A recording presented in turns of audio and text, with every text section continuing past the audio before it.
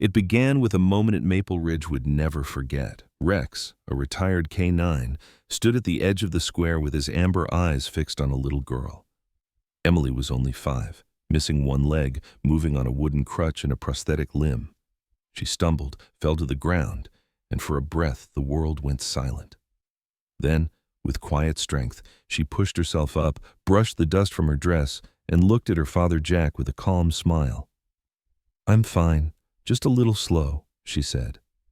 In that silence, Rex, the battle-worn dog who had seen so much, lowered his head and blinked as if holding back human tears, moved by the courage of a child who refused to be broken. Before we step into this story of silent heroes, kindness, and unexpected courage, share in the comments where you are watching from and how this moment makes you feel. May your day be filled with hope and gentle strength wherever you are. The afternoon sun of early autumn spread a mellow golden light over the quiet town of Maple Ridge. The square, normally a place of slow steps and murmured greetings, now pulsed with life. Stalls lined the edges with banners flapping lazily in the breeze. Families wandered between them. Children darted across the cobblestones with laughter that rose above the music of a local band. The air was filled with roasted corn, cinnamon pastries, and the faint sweetness of cotton candy. It was here that Jack Carter, a 42-year-old veteran with the steady bearing of a man who had seen both war and homecomings, walked into the crowd with his daughter and his loyal companion by his side. Jack's tall frame carried the weight of years of discipline. His broad shoulders filled a faded olive jacket, his jeans sturdy, his boots worn from countless miles. On his head sat a black cap embroidered in white with the word veteran, and around his neck hung a silver dog tag chain that glinted in the light whenever he turned. At his left walked Emily, only 5 years old, her small body dwarfed by the wooden crutch tucked beneath her arm. She wore a beige dress patterned with tiny polka dots, a navy scarf knotted gently around her neck, and black shoes that tapped lightly against the stone. Her right leg ended in a polished prosthetic, gleaming faintly as she moved with the mixture of fragility and determination only a child could carry. On Jack's other side padded Rex, a retired German Shepherd K-9, 6 years old, his black and tan coat gleaming in the light. His ears stood high, his amber eyes scanned everything, and the black harness strapped to his back bore a stitched patch that read, "Veteran K-9." A leash ran from the harness to Jack's hand, a visible tether between soldier and dog. The square bustled, but the sight of the trio drew more than a few glances. Some were of recognition, some of respect, others of quiet curiosity. A few parents nudged their children gently, reminding them to mind their manners when they stared too long at Emily's crutch or Rex's imposing frame. Yet Emily herself seemed unconcerned. She looked around with wide eyes, cheeks flushed with delight at the lively sounds and colors. For a moment she let go of Jack's sleeve and balanced on her crutch, pointing toward a booth selling bright balloons that shimmered in the sun. Jack smiled softly at her excitement, and Rex trotted a little closer to her side as though sensing her shifting weight. Near the fountain at the center of the square, a group of boys were playing, chasing a red rubber ball across the cobblestones. Their ages ranged between 7 and 9, their shirts untucked, sneakers scuffed, hair messy from running. Their laughter was loud, unchecked, the kind that carried both innocence and the careless edge of children not yet taught to measure their words. Among them was Tommy, a boy of 7, with sandy blonde hair cut short, freckles dusting his pale cheeks, and an energy that made him always the loudest in any group. His shorts were slightly torn at the knee, his t-shirt stained with grass, and his brown eyes sparkled with a mischievous gleam that often leaned toward teasing rather than kindness. The ball slipped from one boy's foot, bounced awkwardly against the stones, and rolled directly toward Emily. She had only just shifted her weight onto her prosthetic when the ball struck the metal limb with a sharp, hollow sound. The children burst into laughter, their voices carrying across the square. Emily froze for half a second, the crutch pressing hard into her palm. Jack's jaw tightened and his eyes flicked toward the group of boys, while Rex stiffened, ears angling forward, a low rumble barely audible in his chest. All around, the chatter of the square softened, curious eyes turning to see what had happened. Emily's gaze fell to the ball at her feet. She bent carefully, steadied by her crutch, and picked it up with small hands. Her face remained calm, no trace of anger or shame. She balanced, steadied herself, and then tossed the ball back in a smooth arc. Her smile spread gently as if nothing had occurred. For an instant silence reigned, then one boy muttered with a snicker, "That fake leg can run fast too." Laughter rose again among the group, but softer this time, edged with uncertainty. Jack made a small movement forward, but Emily glanced up at him, her eyes calm, almost commanding without words. She stood tall, brushed her dress as though brushing off their cruelty, and turned her gaze back to the boys. The air seemed to hold its breath. Rex moved to her side, close enough that his shoulder brushed her leg, his eyes fixed on her with an intensity that was almost human. His ears lowered slightly, his amber gaze shone as though searching her face for signs of pain. A murmur rippled through the crowd, not loud but enough to hush the careless laughter of the boys. The square seemed caught in a fragile moment. Emily's small figure, standing with her crutch steady and her prosthetic glinting, radiated a dignity beyond her years. Rex's presence beside her, broad and protective, transformed the picture into something powerful. The townsfolk who watched felt their chatter die away, many averting their eyes out of quiet respect. Even the band faltered a note as though the music itself acknowledged the scene. Tommy lingered at the edge of his group, his grin fading. He stared at Emily with an expression mixed with confusion and something else, curiosity, perhaps even admiration he could not name. For the first time he noticed that she had not cried, had not faltered, had not begged for help. Instead, she had faced their laughter with a calmness that unsettled him. He shifted his feet uneasily, fingers tugging at the hem of his shirt, his earlier bravado slipping. The moment lodged itself in his young mind, a seed that would later change the way he looked at her. Jack relaxed slightly, watching his daughter from behind. Pride softened his stern features. He gave Rex a gentle tug on the leash, but the dog didn't need it. Rex remained pressed against Emily, gaze locked on her face, as if to memorize the strength she had shown. In that quiet stand, a bond deepened, silent but profound, between the wounded child and the dog who had once known his own share of scars. The square resumed its noise slowly, like a breath released, but the memory of that brief hush would linger in the hearts of those who witnessed it. The square of Maple Ridge had slowly returned to its lively rhythm after the brief hush caused by Emily's quiet defiance. Music drifted once more from the bandstand, vendors called out their prices, and the smell of fried dough carried on the breeze. Yet in the minds of many who had seen the little girl return the ball with such composure, something lingered, a seed of respect that would not be forgotten. Emily herself seemed unaware of the impression she had left behind. She simply adjusted her crutch, tightened her grip on the wooden handle, and began to walk along the cobblestone path that curved toward the shaded row of trees lining the square. Her small frame moved carefully, each step measured yet filled with determination. The sun painted a warm glow on her pale hair, and the polka-dotted dress swayed lightly around her knees. The wooden crutch tapped a steady rhythm against the stone, echoing like a quiet metronome that announced her progress. She shifted her weight onto the prosthetic leg with practiced ease, her balance steady, but beneath the surface lay the constant awareness that one misstep could send her tumbling. People stepped aside as she passed, some nodding with faint smiles, others lowering their gazes with a mixture of pity and admiration. Emily walked with her chin lifted, not searching for sympathy, but radiating the kind of resilience that spoke louder than words. Jack followed a step behind, his tall figure casting a long shadow that seemed to envelop his daughter in a protective arc. His cap shaded his sharp eyes, but anyone who looked closely would see the way they softened whenever they fell on Emily. His hand never loosened around Rex's leash. The veteran's instincts, sharpened by years in the service, read the world not only for threats but also for moments where strength was tested in subtler ways. He knew this was one of them, a test of balance, composure, and spirit. And though his every muscle was ready to catch her if she fell, he held back, letting her face it alone. Rex padded along at Emily's side, his paws silent on the stone, his body moving with the fluid grace of a trained guardian. His ears flicked at every sudden sound, the laughter of a boy, the clatter of a dropped plate, the squeak of a bicycle wheel. Yet his eyes rarely left Emily. The great dog had faced gunfire and sirens, had chased shadows through alleys and stood firm against danger.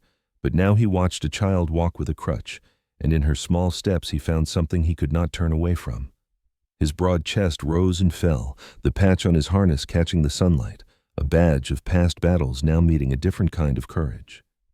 It was then, as Emily moved across the uneven cobblestones, that fate tested her again. A small stone, unnoticed by others, jutted up where the path dipped near the fountain's edge. Her crutch struck it at the wrong angle, and the wooden tip slipped. Her body lurched forward, the crutch sliding, the weight of her small frame teetering dangerously. A collective gasp rippled through those nearby, voices stilled mid-sentence, feet frozen in place. Even the band faltered a note. The little girl's arms flailed for an instant, the prosthetic legs straining to hold her, and it seemed certain she would fall. But Emily's hands gripped the crutch with surprising force. She planted it back down with a thud, caught herself, and shifted her weight in a swift, practiced motion. Her body steadied, her face calm, and before anyone could step forward to help, she stood upright again. The silence that had descended cracked when she brushed at her dress with one hand, clearing away the dust as though she had merely tripped on air. Then she lifted her chin, eyes scanning the crowd, and her small shoulders straightened. She did not cry, did not look for her father's hand, did not shrink beneath the weight of their stares. Instead, she walked on as though nothing had happened. Rex reacted before anyone else. The German shepherd stopped and turned his body squarely toward her, lowering his massive frame close to her side. His ears dropped back, his tail stilled, and his amber eyes glistened with something the crowd could not easily name. He leaned slightly into her leg, not pushing, but anchoring, offering his body as a shield, a steady wall of muscle that would not let her falter again. Those who stood nearby swore later they saw a shimmer in his eyes, the hint of a tear, though they would never speak of it with certainty. To Jack, who knew the dog as well as he knew himself, the sight was enough to still his breath. Jack's grip tightened on the leash, though he did not pull it. His soldier's instinct urged him forward, but his father's wisdom told him to hold back. He watched Emily walk on, watched Rex bend his proud head closer to her side, and felt his throat tighten with an emotion he rarely allowed himself. Pride, fear, love, they mixed in ways words could not describe. The leash trembled in his hand, not from Rex straining, but from his own grip as he fought to remain steady. Among the children who had laughed earlier, Tommy lingered on the edge of the fountain, his mischievous grin long gone. He watched Emily with wide eyes, his freckles standing stark against the flush on his cheeks. For so long he had thought of her as weak, a girl to tease because she could not run like the others. Yet here she was, not crying, not demanding rescue, but standing firm and carrying on with a grace that unsettled him. His small fists clenched at his sides, his lips pressed together, and for the first time, shame touched his young heart. It confused him, twisted him in ways he did not understand, but it was real, and it silenced him. The townsfolk murmured softly now, their words filled not with mockery but with respect. Some exchanged glances, others whispered to their children, teaching them without saying the lesson aloud. They had seen something rare, a child who bore hardship with the strength of a seasoned soul, and a dog who answered with a loyalty that went beyond training. The moment passed, and the square regained its noise, but, for those who had witnessed it, a quiet truth had taken root. Emily walked on, Rex pressed close, Jack following with a shadow of pride in his eyes, and Tommy stood frozen, his world shifted in a way he could not yet put into words. The square had begun to fill again with music and chatter, the brief drama of Emily's stumble now replaced by the rhythm of the festival, yet the impression it left still hovered like a faint echo in the air. Jack guided Rex a little behind his daughter, his gaze following her carefully, while Emily, her crutch steady under her arm, continued with the same calm composure she had shown before. The crowd parted gently as she moved, people whispering softly to each other, their eyes flicking toward the child who carried herself with quiet dignity. Amid this lively scene, another story was unfolding, one that would intersect with Emily's in an unexpected and tender way. From the edge of the square emerged Linda Brown, a woman in her early 30s whose weary posture betrayed more than a long day. Her tall but slightly stooped figure carried the weight of sleepless nights and unspoken worries. She had warm brown hair pulled into a loose bun, strands falling around her pale face, and dark circles beneath her eyes told of stress that never truly left. She wore a faded denim jacket over a simple cotton dress, and her shoes were scuffed from miles of searching for work. In her right hand she held the small fingers of her son, no older than 6, a thin boy with sandy hair, oversized clothes that had clearly been passed down, and a timid expression that revealed more about his circumstances than any words could. The mother and son blended easily into the crowd, yet there was a visible heaviness about them. Linda's lips pressed tight as she tried to smile at her child, but the effort fell short. The boy, quiet and uncertain, kept his gaze low to the cobblestones, shuffling his shoes as though afraid of taking up too much space. They had come to the square not for joy, but for a momentary escape from the burdens waiting at home. Overdue bills, the echo of a layoff notice, and the uncertainty of what tomorrow might bring. Their presence, though quiet, carried the unspoken weight of struggle that many failed to notice, save for a little girl who watched everything with unusual clarity. Emily, balancing on her crutch, spotted the boy as he clung to his mother's hand. Something in his timid posture caught her attention. She slowed her steps, her eyes softening, and then, without hesitation, she adjusted her crutch and made her way toward them. Jack noticed the shift and paused behind her, curious but allowing her the freedom to act. Rex moved in sync, his leash slack in Jack's hand, amber eyes following Emily as though he too understood her intent. When Emily reached the boy, she stopped, her prosthetic planted firmly, and set her crutch to steady herself. From her wrist, she slid a bracelet, strung with brightly colored beads that had been carefully threaded by her small hands. The beads were uneven, some larger, some smaller, yet the bracelet glowed with the unmistakable mark of a child's effort and affection.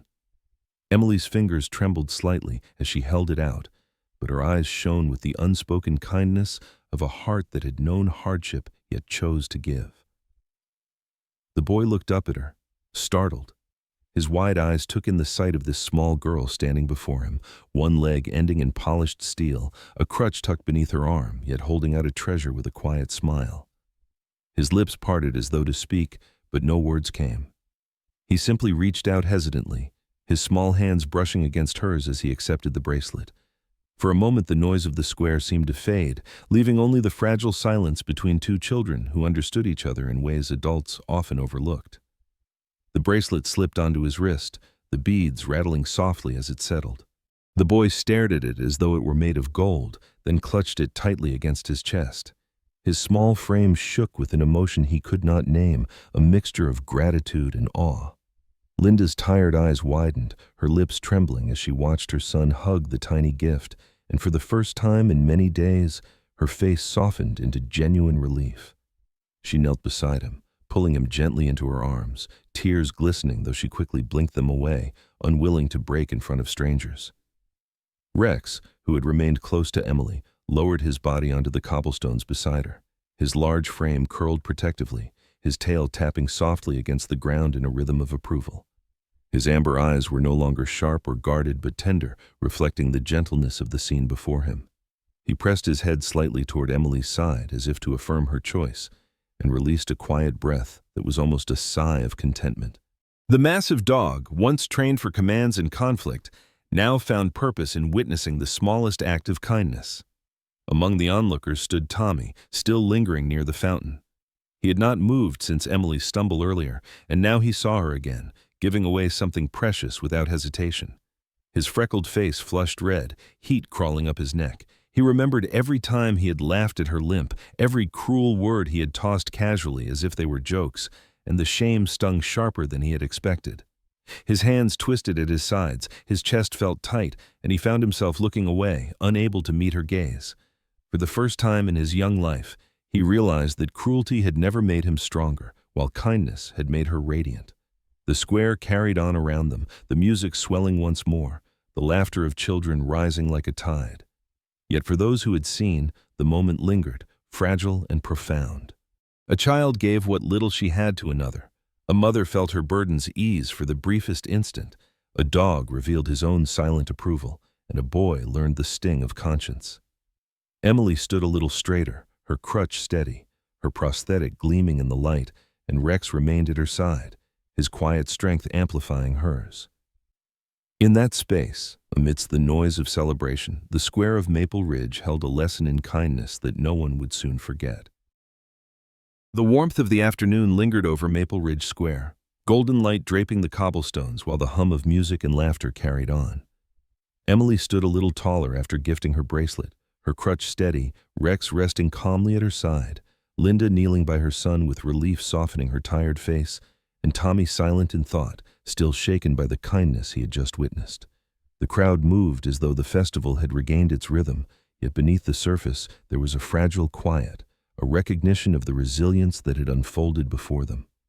It was in this moment, when compassion filled the air, that a darker interruption pushed its way into the heart of the square. From the far side of the fountain came the loud shuffle of sneakers and the harsh snickers of teenagers eager to be noticed. 4 boys, older than the children who had played earlier, strode toward the center with careless swagger. Their ages stretched between 15 and 17, their frames tall and wiry, their expressions painted with the arrogance of youth untested. One wore a baseball cap backward, his dark hair curling beneath it. Another had a leather jacket scuffed at the sleeves. A third carried a phone raised high, already recording, and the last clutched an empty soda can that he tossed lightly in his palm like a toy. Their voices cut through the festival's cheer with mocking tones, and those near them shifted uncomfortably, sensing trouble before it began. The tallest boy lifted his phone, grinning at the camera as though the square were his stage. He barked a false, high-pitched sound meant to imitate a dog, drawing laughter from his friends. The boy in the leather jacket joined in, adding growls and snapping noises, exaggerating with cruel delight. Then the one with the soda can hurled it toward Rex, the metal clattering across the stones with a hollow echo. The phone caught everything, their laughter rising as if this cruelty were entertainment to be broadcast later for likes and shares. Emily's brow furrowed, her small hand tightening on the wooden crutch. She shifted forward, her prosthetic steady beneath her dress, and planted herself firmly in front of Rex. The crowd murmured, a ripple of unease passing through them, but Emily's eyes did not waver. She stood with her chin lifted, her thin shoulders squared, and though her small frame trembled faintly, her presence radiated defiance. Her crutch tapped sharply as she adjusted her stance, a sound that cut the silence like a warning. Then, unexpectedly, Tommy burst from the edge of the fountain. His freckles stood stark against his flushed face, his sandy hair sticking to his damp forehead as he pushed through the crowd. He ran to Emily's side, stopping just short of colliding with her, and threw out his arms wide. His small chest rose and fell quickly, but he faced the teenagers with a firmness none of them had seen in him before. The boy who had once teased and mocked now stood shoulder to shoulder with the very girl he had scorned, his young frame quivering, but unbroken. The square grew quieter still, the music faltering once more. Rex, who had until then remained steady, now lowered his massive body into a stance that was both protective and warning. His fur bristled faintly, his muscles tensed like coiled springs, and from his chest rumbled a growl so low it vibrated through the stones beneath him. His amber eyes fixed unblinking on the boys before him, sharp and unwavering, while his ears tilted forward with lethal precision. Jack tightened his grip on the leash, his knuckles pale against the black strap, every sense of the soldier alive in him. His voice remained silent, but his presence was iron, ready to intervene if the tension broke into danger. Linda Brown, still clutching her son's hand, rose from where she had knelt. Her tired figure seemed suddenly taller, her face sharpened with the strength long buried under hardship. She stepped forward half a pace, moving between the teenagers and her child, her free arm curving protectively as she held her boy close. Her gaze met theirs, unwavering and steady, her lips pressed into a line that trembled yet refused to break. She said nothing, but her silence spoke volumes. The children here were not alone, and cruelty would not pass unchallenged. The teenagers faltered, their laughter thinned as they glanced around, expecting the crowd to join them. Yet no one did. The festival-goers, young and old, turned toward them with expressions of cold disdain. Mothers held their children tighter, fathers crossed their arms, elderly couples shook their heads, and youths of the same age looked away with embarrassment. The lens of the phone still captured everything, but what it revealed now was not humor, but the shame of boys standing alone in their cruelty. Their smirks wavered, their postures sagged, and the confidence that had carried them into the square slipped like water through their fingers. The boy with the phone lowered it first, his hand trembling as though suddenly aware of how foolish he appeared. The one in the leather jacket shifted his feet and shoved his hands into his pockets, avoiding the steady gaze of the little girl who stood so firmly in front of the dog. The tallest muttered something under his breath, an excuse perhaps, though no one listened. The boy with the soda can kicked it idly, the hollow clang echoing like an admission of defeat. One by one they stepped back, shoulders hunched, their eyes darting toward the exits of the square. Finally, with no more words, they turned and slunk away, their laughter silenced, their performance collapsed. For a heartbeat, the square remained utterly still, the weight of the confrontation hanging heavy in the air. Then, slowly at first, and then with rising force, hands began to clap. The sound spread across the square, swelling into thunderous applause that echoed against the buildings and rose above the fading notes of the band.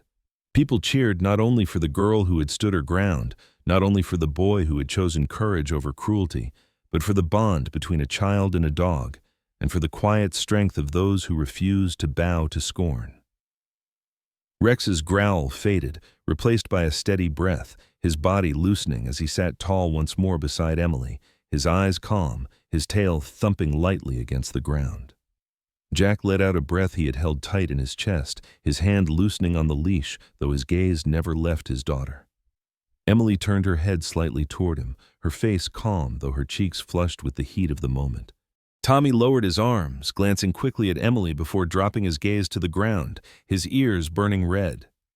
Linda held her son close, her chest rising and falling in relief, while the boy looked up at Emily with awe.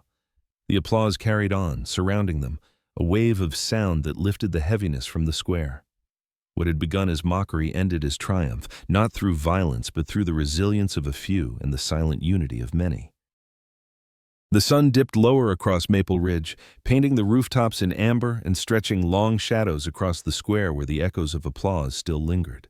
The crowd had slowly dispersed, voices hushed in reverence after the confrontation, but the weight of what had happened remained in the air like a soft vibration. Families left with quiet smiles, children tugged at their parents' sleeves still asking questions, and the festival stalls began to close one by one. At the steps of the old courthouse, where the stone still held the warmth of the day, Emily settled herself with a tired sigh. Her wooden crutch leaned against the stone beside her, the polished prosthetic stretched out beneath her dress, her small figure framed by the golden light of dusk. Rex lowered himself next to her with a heavy breath, his black and tan coat gleaming even as the daylight faded. The massive dog curled close, his body pressed against the base of her crutch as if guarding it, and with a slow motion he rested his head gently across the wood. His amber eyes, so fierce moments earlier, softened into calm pools of devotion. Each rise and fall of his chest matched the steady rhythm of Emily's breathing, the bond between child and dog so plain that those who passed could not help but stop, if only for a heartbeat, to witness it. Emily leaned slightly against him, her thin shoulders easing, the tension of the day melting away in the comfort of his presence. Jack stood a step above them, leaning against the pillar with the posture of a man who had known storms and was only now learning peace. His weathered hands rested on his knees, the silver chain of his dog tag glinting as the last light struck it, his black cap tilted low. His gaze held both the sternness of a soldier and the softness of a father. Pride swelled in his chest as he watched Emily sit tall despite her exhaustion, watched Rex guard her with a devotion that no command had required, and he let his breath escape in a long, quiet release. Not far away, Linda Brown lingered with her son. Her figure was still weary, but there was a new brightness around her eyes, the kind that comes when despair meets unexpected kindness. She clutched her boy's small hand, her fingers trembling slightly as if afraid this fragile hope might slip away. Jack noticed her watching, and after a moment he approached. Words were exchanged quietly, respectful and brief, the kind spoken by one who has seen hardship to another who still fights it. Jack offered her a path, a part-time position at the local Veterans Center, a place where her hours would be steady and her pay enough to hold her little household together. Linda's lips parted, her voice catching as she tried to thank him, but the gratitude showed more clearly in the tears that welled in the way she clutched her son closer. Her boy, still wearing Emily's handmade bracelet on his small wrist, raised his arm shyly to show it again, as if to remind his mother of the gift. Emily caught his gesture and offered a small smile, lifting her hand in a tiny wave that made the boy beam with shy pride. Rex's tail tapped against the stone in soft approval, a quiet beat that seemed to echo the rhythm of the moment. Linda whispered her thanks once more, her voice steadier this time, and in her eyes was the flicker of hope that tomorrow might finally look brighter. Word of what had happened spread quickly through the town. Those who had been present spoke to others, retelling the story of the girl with the crutch and the dog with eyes like fire, of the mother who had stood tall, and of the boy who chose courage. By the time the lanterns lit the square, the townsfolk had already begun to talk of more than just a memory. They spoke of change. That evening, under the soft glow of street lamps, a small gathering formed on the courthouse steps. Families and elders, teachers and merchants, voices joined in agreement.